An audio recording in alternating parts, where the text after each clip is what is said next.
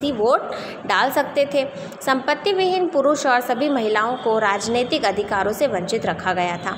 लेकिन कौन वहाँ पे वोट नहीं डाल सकता था? जिसके पास प्रॉपर्टी नहीं है, और फीमेल्स को तो बिल्कुल भी राइट नहीं था। केवल थोड़े समय के लिए जैकोबिन शासक के समय सभी वयस्क पुरुष और मताधिकार प्राप्त था, लेकिन जो जैकोबिन थे उनके टाइम पे जब उनका रूल था तब ज़रूर सभी को अधिकार प्राप्त हुआ था। मगर नेपोलियन की संहिता पुनः सीमित मताधिकार वापस आ गई। लेकिन जब जैकोबिन गए तो कौन आए? नेपोलियन आए, और वापस से वही नीति जो उनकी पहले थी चलने लगी।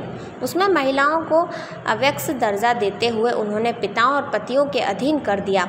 अब उन्होंने क्या बोला कि जो फीमेल हैं वो या तो अपने पिता के उस पर रहेंगी या अपने पति के। संपूर्ण 19वीं सदी तथा 20वीं सदी के आरंभिक वर्षों में महिलाओं और संपत्ति विहीन पुरुषों के समान राजनीतिक अधिकार की मांग करते हुए विरोध आंदोलन चलाए। अब सबको क्या चाहिए थे? इक्वल राइट चाहिए थे। फीमेल्स को भी चाहिए थे और उन मेल्स को भी चाहिए थे जिनकी पर्सनल कोई ज़्यादा प्रॉपर्टी नहीं है। तो फिर वहाँ पे रिवॉल्ट स्टार्ट हुआ और मूवमेंट शुरू किए गए। आर्थिक क्षेत्र में उदारवाद, बाजारों की मुक्ति और चीज़ों तथा पूंजी के आवागमन पर राज्य द्वारा लगाए गए नियंत्रणों को ख़त्म करने के पक्ष में था। अब इकोनॉमिकली अगर हम देखें, इकोनॉमिक एरिया की बात अगर करें तो वो लोग जो क्या है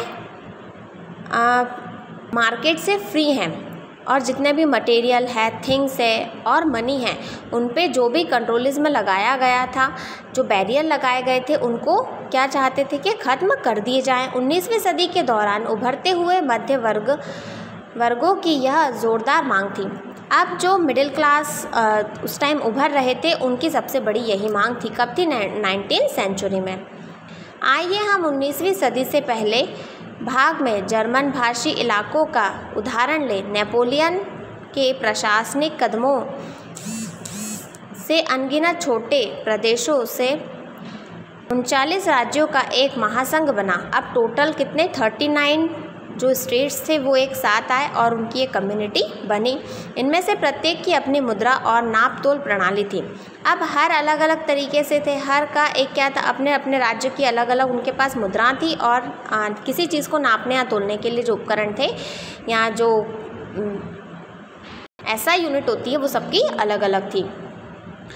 1833 में हैम्बर्ग ने नुरेम्बर्ग जार कर अपना माल बेचने वाले एक व्यापारी को 11 सीमा शुल्क